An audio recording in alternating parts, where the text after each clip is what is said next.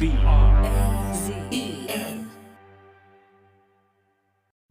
On March 29th, Evan Gershkovich, a Russia correspondent at the Wall Street Journal, sat down in a restaurant to interview a source.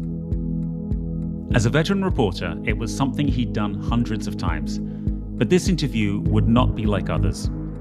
Because it was here, in a steakhouse in Yekaterinburg, a city 900 miles east of Moscow in the Ural Mountains, that Evan would be arrested by Russian authorities. The next morning, the Russian Federal Security Service accused Evan of spying for the US government. He was transported to Moscow's infamous Lefortovo prison, where he remains today. Evan is the first American reporter to be charged with espionage in Russia since the Cold War.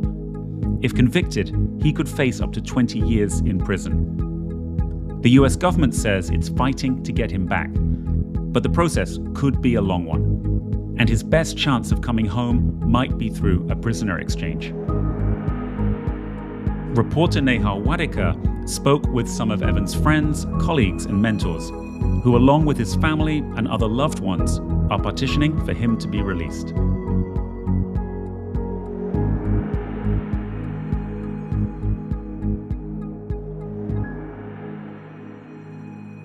We chatted, just texted messages. Then he went offline, and then I got a call from his dad, saying, "Have I heard from Evan tonight?" His phone turned off at right about the time he was going to meet with a source, and then a few hours after that, he missed a scheduled call-in with our security folks. I got a call from Emma Tucker, who was the editor-in-chief of the Wall Street Journal, and she said that Evan had missed a couple of check-ins and that we were very worried about his situation, and could we start alerting the US government. I was flipping through Twitter and saw that some American had been detained. And then as I flipped through it, I got to Evan's name and said, shit. I picked up my phone and I saw a bunch of notifications and texts, and I was like, oh, Evan texted me. That's amazing. I haven't talked to him in so long. And then I put my glasses on and saw that, no, in fact, Evan hadn't texted me. The Guardian had sent me a push alert with his name in it. And I just collapsed. For the first time in nearly 40 years, Russian authorities have arrested an American journalist and charged him with espionage. Evan Gershkovich of the Wall Street Journal was detained by intelligence agents yesterday while reporting in central Russia. It's an escalation of a... Yeah, I was in my living room, and then I heard Bowdoin. Graduated from Bowdoin College. He wrote for the school newspaper. He was a member of the men's soccer team. Here's a photo of a Zoom interview. And there's a picture of someone on the screen, and then I realized it was Evan, and I started just yelling, no, no, no, no, at the screen. Gershkovich's last report from Moscow, published just this week, was titled, Russia's Economy is Starting to Come Undone. Evan was just very interested in finding out where he came from, where his family came from, everything about Russia. There was nothing that wasn't interesting to him. I'm Michelle Birdie, and I am a columnist and the arts editor for the Moscow Times. When he came to Moscow, he first worked for the Moscow Times as a reporter. His parents were the emigres. He felt very comfortable in the culture. He didn't feel like a foreigner. He was somebody who was curious about how things are going, what's happening, why are people doing what they're doing.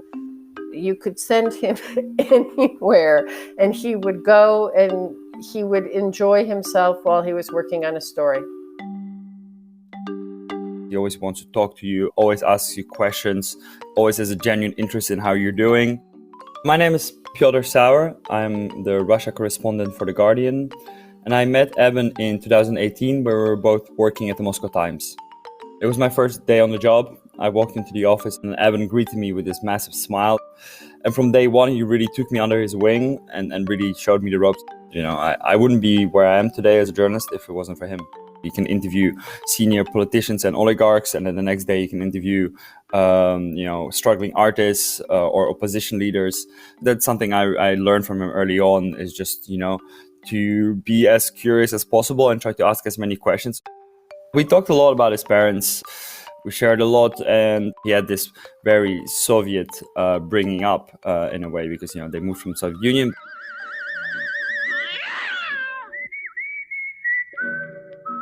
One of his closest friends, he would say, most of us grew up in the 90s watching Hey Arnold on Nickelodeon, but Evan was watching this Russian cartoon religiously, and he'd share this cartoon with these guys. He was bringing something from somewhere else, which isn't uncommon for many students at Princeton High School. My name is Wayne Sutcliffe, and I am the head varsity boys soccer coach at Princeton High School.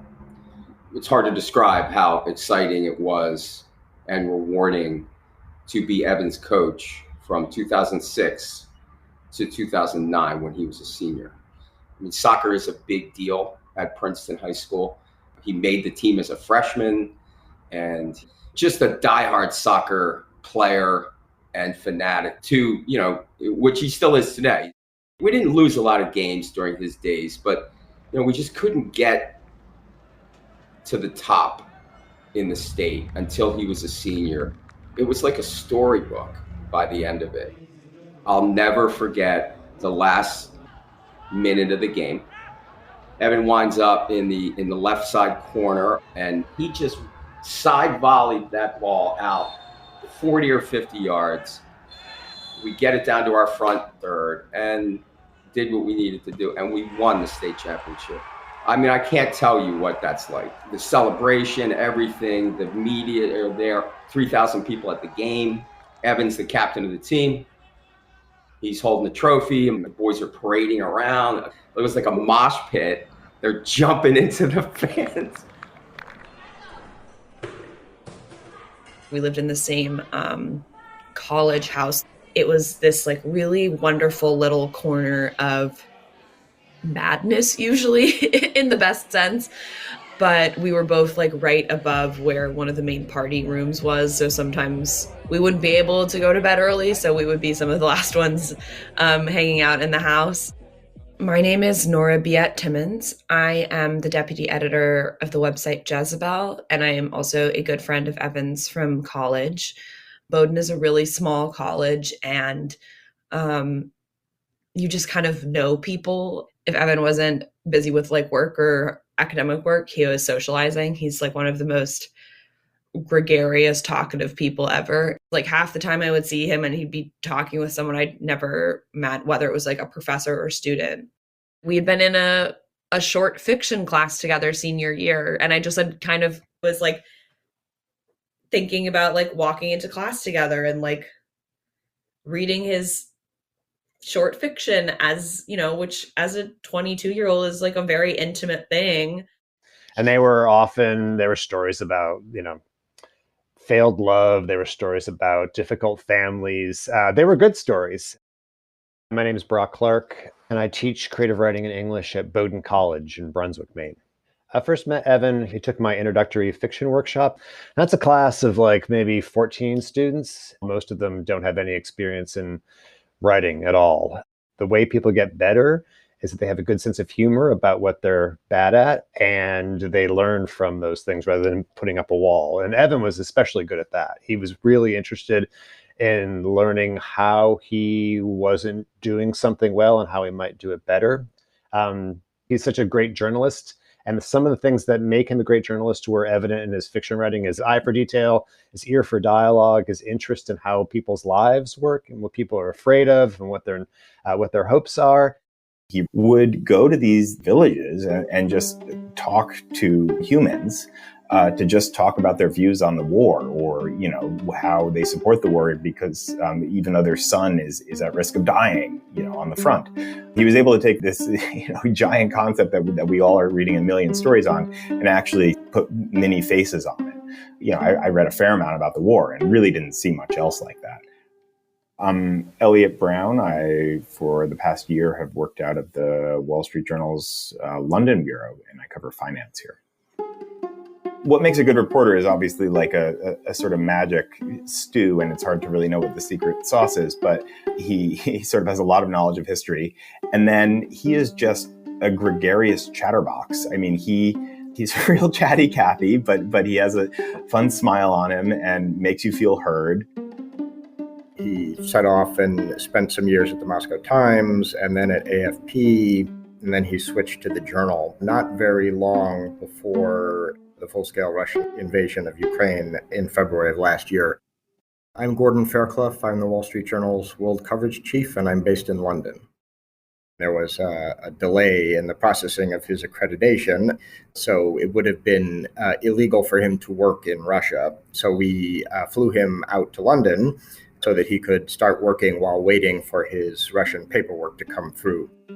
And he was expecting to go back to Russia, and then war breaks out. And so suddenly he's living out of a corporate apartment, not sure if he's ever going to be able to go back to his apartment in Moscow and, doing 3 million things at once for the entire newsroom, because there's only so many Russian speakers. This is by far the biggest story we've, had in sort of news world in a long time.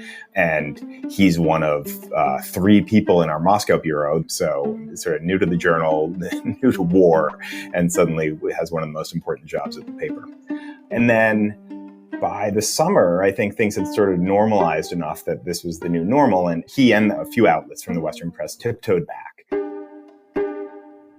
It's incredible what he did in just a year working for us. I mean, he wrote this incredible inside account of Putin and his inner circle and Putin's style of governance, and that opens with a commanding officer in eastern Ukraine getting a call on the encrypted line from Moscow, and it turns out that it's Putin himself ordering this officer not to retreat.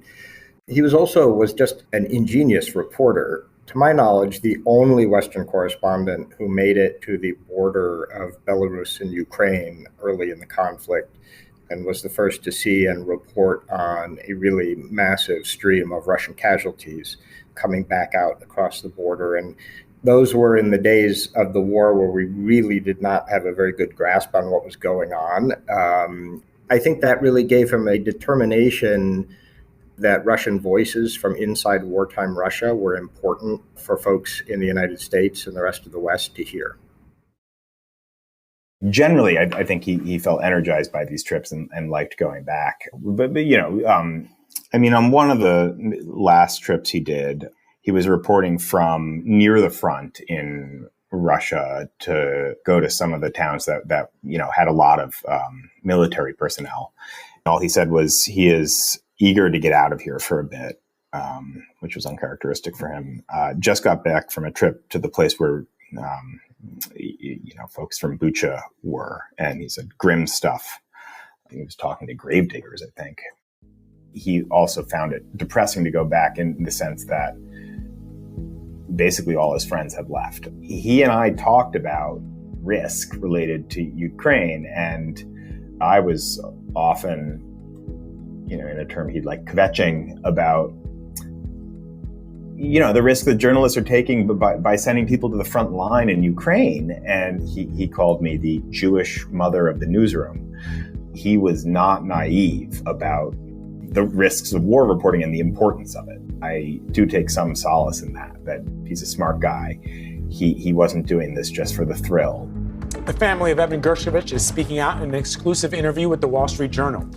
Senior video producer for the Wall Street Journal, Shelby Holliday, spoke to Gershkovich's parents about his detention. Did you ever talk to him about what could happen as a journalist in Russia? No, but I trusted him. I trusted his judgment. Of course, it makes things more difficult for me now because I feel that I've failed in some way as a father. It's one of the American qualities that we absorbed.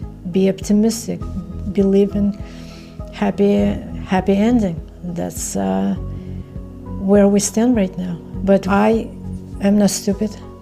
I understand what's involved, but that's what I choose to believe.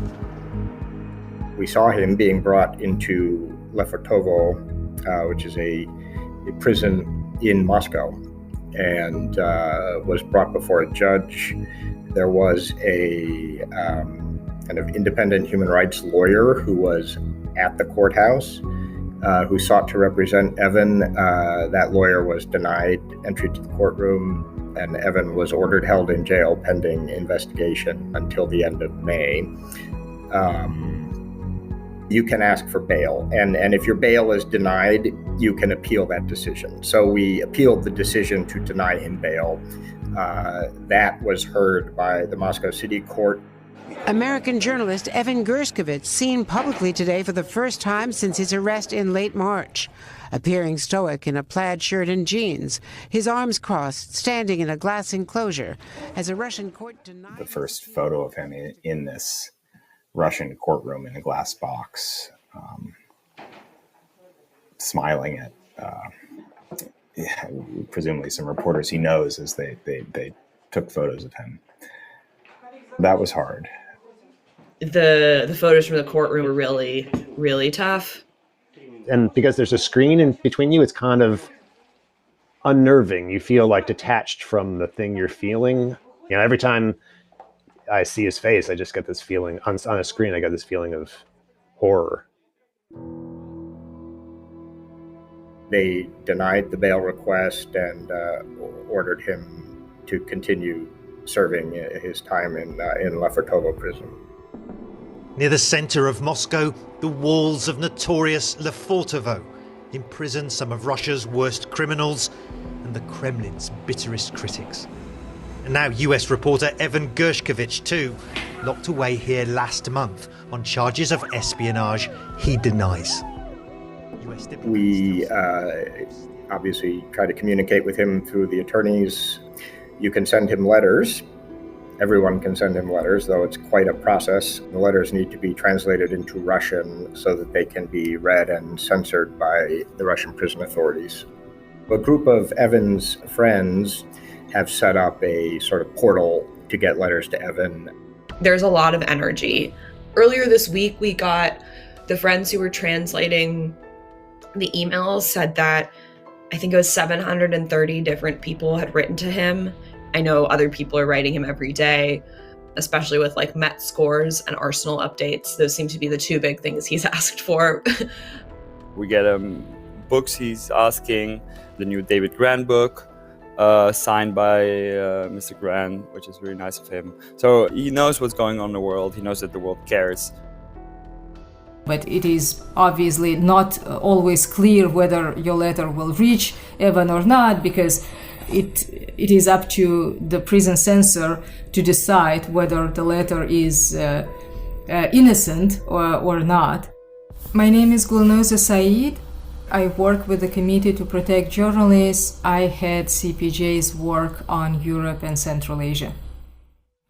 We have practically no independent media outlets left in Russia. There are still independent journalists collaborating with exiled media outlets, still trying to continue reporting.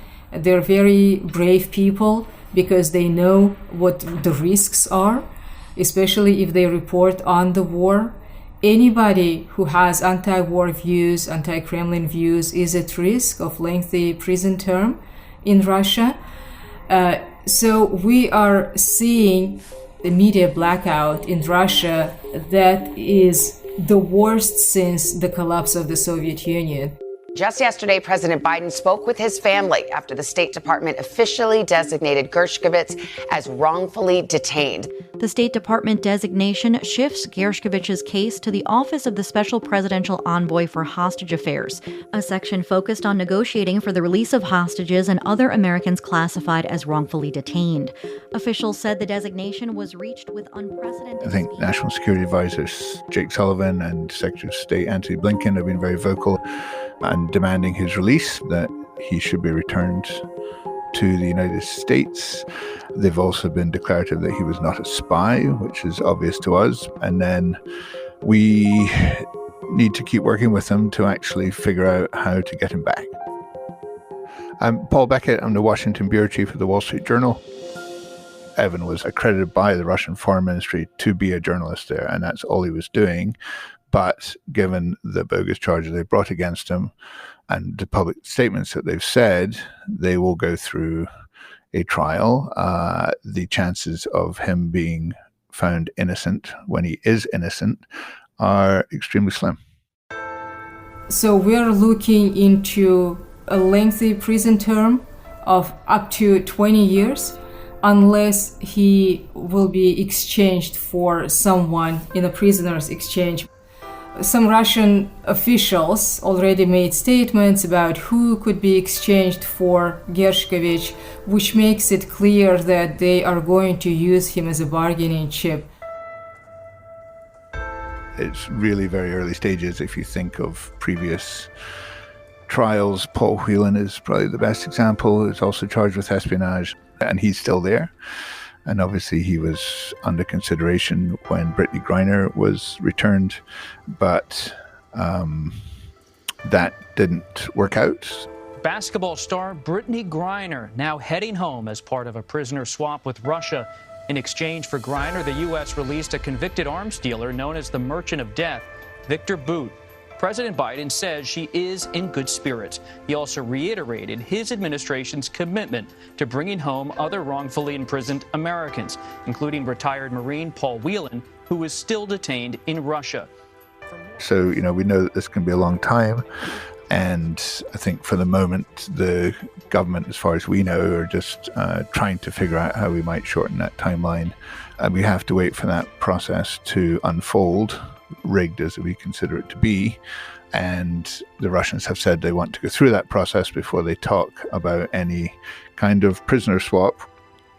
This really isn't just an attack on Evan or even just an attack on the Wall Street Journal. It's an attack on press freedom, and I think more largely freedom of expression. It's just deeply unsettling and points to the risk that journalists all around the world are facing now.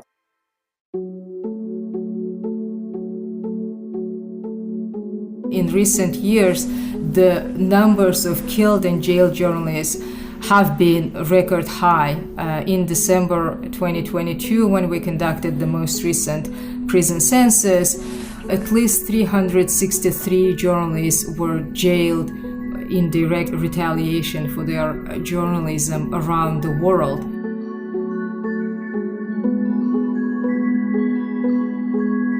What is the future of foreign correspondency? And how important is it to be able to get verifiable, trustworthy information about countries that play a very big part in all of our lives? If there is great tension at the moment between the US and Russia and the US and China, and yet our reporters are not free to operate in those countries, how do you know the other side? And that's just a huge loss for journalism. Ultimately, it's a huge loss for the world because, ignorance is trouble.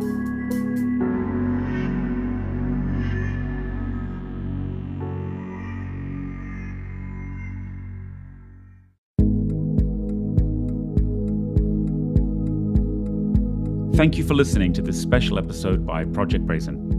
If you want to write a letter of support to Evan, please visit the Wall Street Journal's website or freegershkovich.com. That's free, GERSHKOVICH.com. It's a website set up by his friends and loved ones. They'll help translate your letter into Russian and get it to Evan in prison.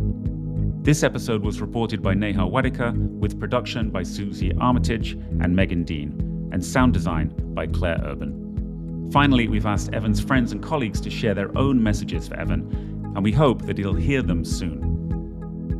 Well, the Russian thing that I would say to him is держись, which means hold on, and know that every single person who knows you is doing everything in their power to get you out.